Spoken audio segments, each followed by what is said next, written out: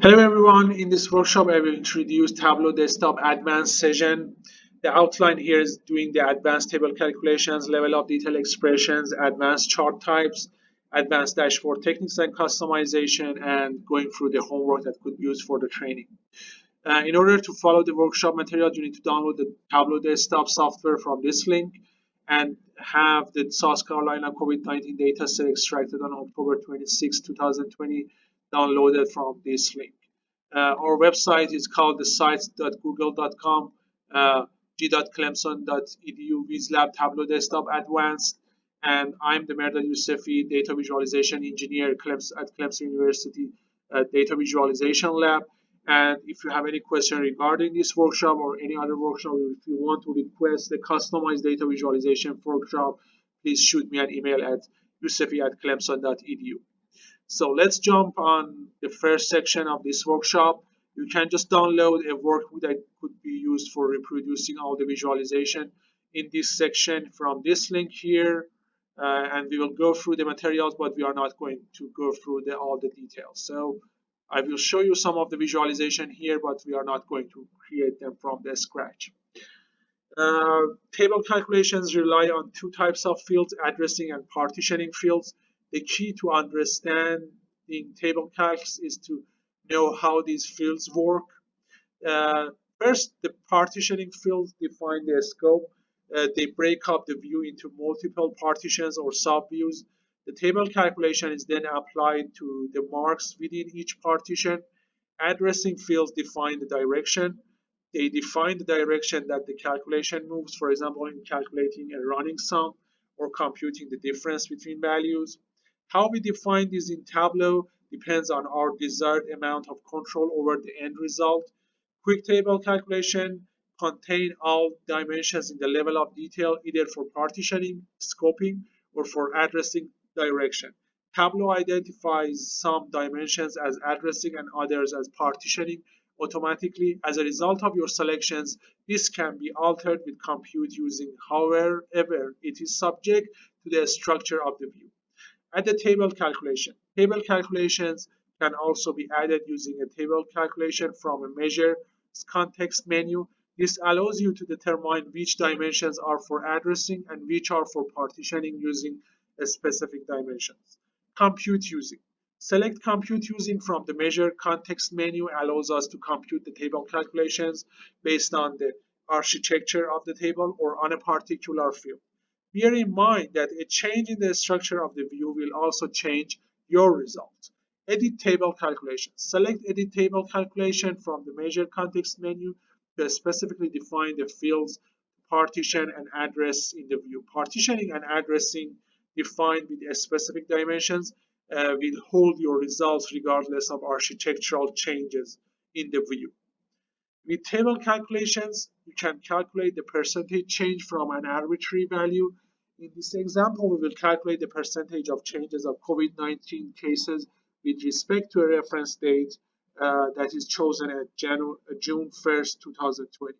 In order to calculate the percentage change, first we need to define our reference date as a parameter called enter reference date. So you need to go back to the Tableau and create a parameter called the enter reference date. The data type is date, and you need to choose the allowable values as list and put the June 1st in your list.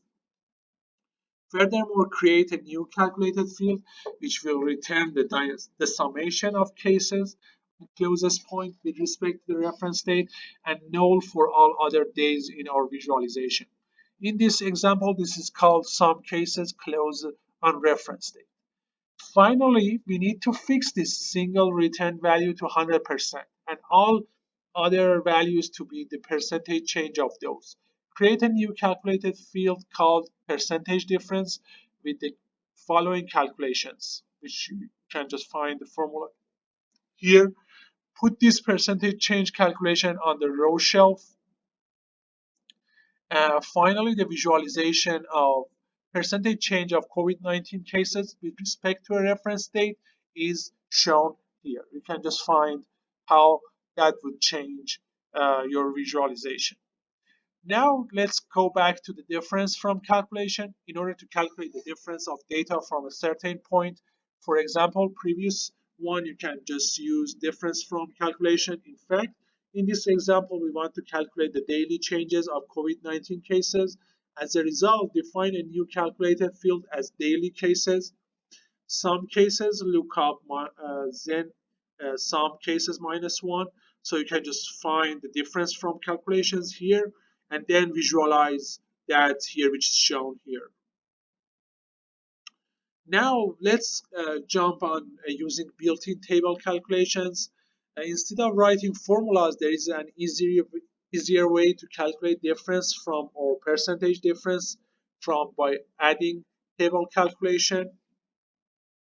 Then you can just combine these two together. In fact, there are several built-in functions for calculating various interesting parameters such as percent, difference from percent of total, running total, and moving calculation. For example, it is possible to control the point that you want to calculate the difference or the mode that you want to calculate the moving calculation, etc. In this example, we choose the calculation type as moving calculation and summarize the data with average in a 10 days window. So you can just find the final visualization in the Tableau workbook that is shared at the end. So that's the final visualization for calculating the moving averages, which is overlaid on a bar chart here for the better clarification. Now let's jump on the next section. I'm just going to open the workbook corresponding to the next section here for you, and then just move on to clarifying all the materials for the next section of this session.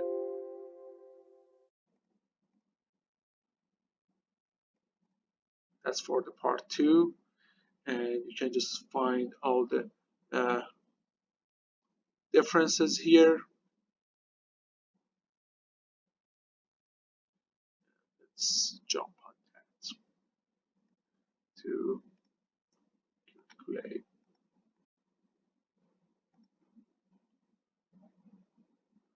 that. So I'm just going to back to that, and okay, we have the level of detail expressions. So let's first clarify what level of detail expressions means, also known as LOD in the Tableau desktop. Allow you to compute values at the data source level and the visualization level. However, LOD expressions give you even more control on the level of granularity you want to compute. They can be performed at a more granular level by using the include syntax, or less granular level by using the exclude, or an entirely independent level called fixed. For example, let's create a new field, a calculated field called cases per county. In fact, these newly calculated fields represent the average number of COVID-19 cases per counties of South Carolina in a time frame of a month. Furthermore, you can control the time frame by using the defined parameter of mouse parameter to choose your time frame. The thing that we expect is that the rate of increase at the beginning of the pandemic should be high, but it reaches a plateau while the number of daily cases remains high. So you can just find these two visualizations for the level of granularity of the include for the cases of the COVID-19, which clearly approve our hypothesis introduced here. So we have type of LOD expressions that we already introduced for you. So there are 3 types of LOD expression you can create in Tableau called the fix, include, and exclude that we described each of them for you. And then you can also scope an LOD expression to the table. This is called the table scope LOD expression. So now let's jump on the fixed LOD. Fixed level of detail expressions compute a value using the specified dimensions without reference to the dimensions in the view. Let's change include keyword in the cases per county to fixed and see its effect on final visualization. You can just find the final visualization here, and you can see that it just reaches a plateau. The result of the averaged cases per counties are changed when the LOD changed from an include one to the fixed, because the Tableau tries to fix the variable county and then table calculate the averages, which is obviously wrong in this case, where we want to visualize the average of cases per county in comparison to include LOD. Now let's jump on the include LOD. Include level of detail expressions compute values using the specified dimensions in addition to whatever dimensions are in the view. Include level of detail expressions can be useful when you want to calculate at a fine level of detail in the database and then re-aggregate and show at the coarser level of detail in your view. Fields based on include level of detail expressions will change as you add or remove dimensions from the view. The visualization in this mode is shown in the first section. Exclude LOD. Exclude level of detail expressions declare dimensions to omit from the view level of detail. Exclude level of detail expressions are useful for percent of total or difference from overall average scenarios. They are comparable to such features as totals and reference lines. Exclude level of detail expressions cannot be used in row level expressions where there are no dimensions to omit, but can be used to modify either a view level uh, calculation or anything in between. That is, you can use as an exclude calculation to remove dimension from some other level of detail expression. For example, let's define a new calculated field and exclude county and fix the date. The visualization at the end looks like this, which is shown here. I'm just going to show you this visualization for the cases exclude the counties. Now, finally, we could just have the table scoped. It is possible to define a level of detail expression at the table level without using any of the scoping keywords. For example, the following expression returns the minimum earliest date for the entire table. This is equivalent to a fixed level of detail expression with no dimension declaration. The workbook to reproduce the visualization in this section is shared here. You can just find the workbook to just reproduce all the visualization in that workbook. So now I'm just going to close this workbook and open the workbook for the third section of this workshop. Go through that.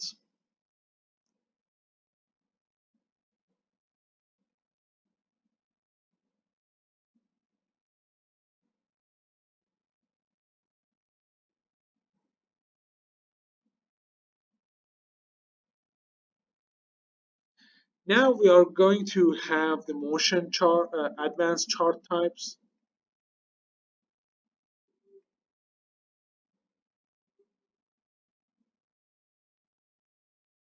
So the first advanced chart types we will introduce here in this workshop is called motion charts. Motion charts are suitable for showing a time-dependent visualization interactively or in an animation. Import your dataset and create the aforementioned trend chart, or x-axis was the day total and cases is the measures. All you need to do to make the motion chart is drag total over the pages shelf and change the format again to match the x-axis. Change the mark type from automatic to circle. Go to show history and select trails to view the trend change. So you can just find this motion chart shown here. The next one is called the bump chart. Also, the line chart managed to show the differences of cases between each county. The bump chart gave a more clear and concise picture of the same outcome. First, we need to think of the measure on the basis of which we wish to rank our dimensions. Here, the measure uh, we have taken is cases and the dimension is county. You need the help of a calculated field to make bump charts. So quickly create a calculation as below. We are going to rank the average of cases in each county. Now drag total over the columns and change the format to week. Drag county to color in the marks pane, and finally drag rank over to the rows. In the graph that you can see now, the ranks have been allocated based on the number of weeks. However, we need them to be on the basis of counties. So right click on rank in rows and go to the edit table calculations. Since we wish to compute using county, change the configuration to county. Finally, the visualization is shown here for just showing the rank of the cases between these four counties. The next one is called the donut chart. A donut chart is yet another representation of an elementary chart. To put it candidly, it's a pie chart with a hole in the middle, but it helps to put more emphasis on the various segments. We'll begin with a simple pie chart depicting the cases of each county. To create a dual axis for the pie chart, drag depths from measures over the rows twice. Change the measures of each green peel by right-clicking on them and choosing minimum in place of the default sum. Choose the second pie chart in the marks pane and drag every measure dimension out of it. Reduce the size of the chart and change the color to white. To create the dual axis, right-click on the second pie chart axis and select dual axis to get your chart. So you can just find the final donut chart here, which is shown here for the visualization of the number of the deaths in each county.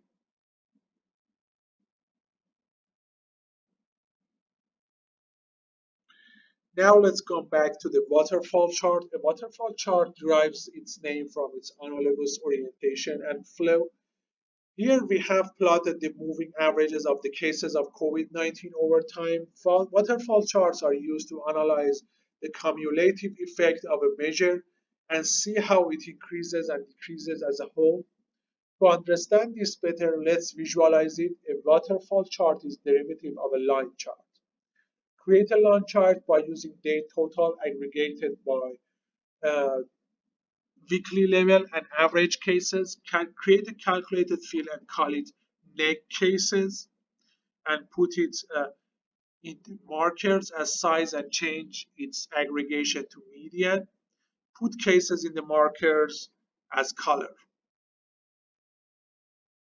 So you can just find the final uh, waterfall chart shown here. And finally, the Pareto chart is essentially a combination of line and bar chart, which is just using the dual axis and put the line on the previous chart, which is again shown here. So for the better visualization. So just make sure you go through this workbook and you can just follow all the visualizations.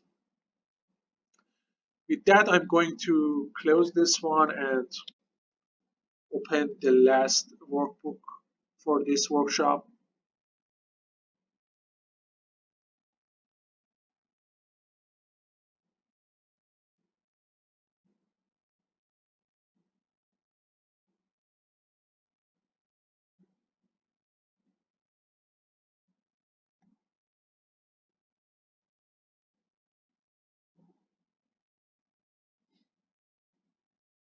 So now advanced dashboard techniques and customization. So first we will jump on creating a slider.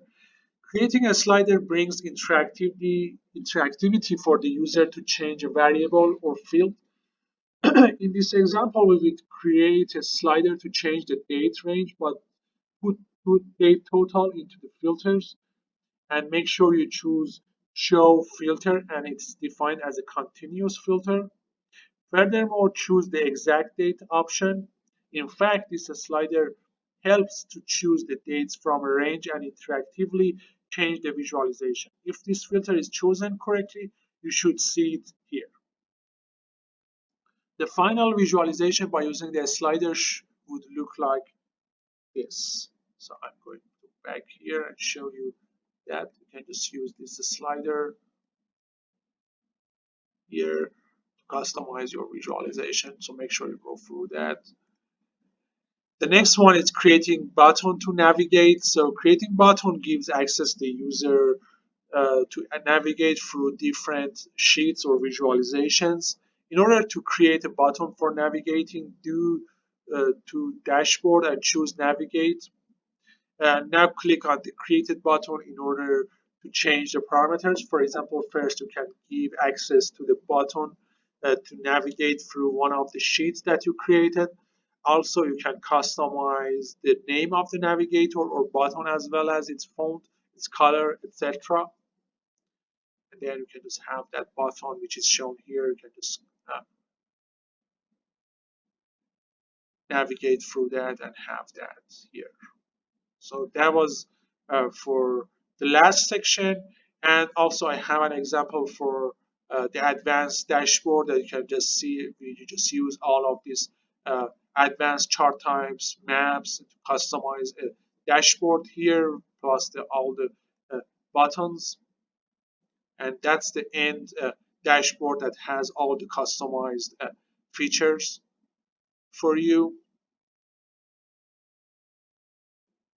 And finally, the homework that you can just uh, in this section, a homework is provided to reinforce the learned materials of this section about Tableau desktop software. In fact, in order to re-examine or learn materials for completing this homework, you need to download this dataset from of COVID-19 at the country level of the whole world from this link here provided from our world in data repository. Homeworks dataset COVID-19 at the country level of the whole world from our world in data repository. Homework is upload the new data set given in this homework from our world in data repository to the Tableau desktop. Now follow this procedure and save the results in each section. Use table calculation to create a field that shows daily new cases extracted from total cases, and now visualize the moving averages of this newly calculated field combined with new cases field to compare your calculation with the original data available here. Finally, create a motion chart that shows the moving averages of total cases across different continents grouped, and finally produce an animated GIF that visualizes this motion chart. Develop a donut chart to visualize the total cases across different continents and could be controlled by a parameter to slice the date for visualization.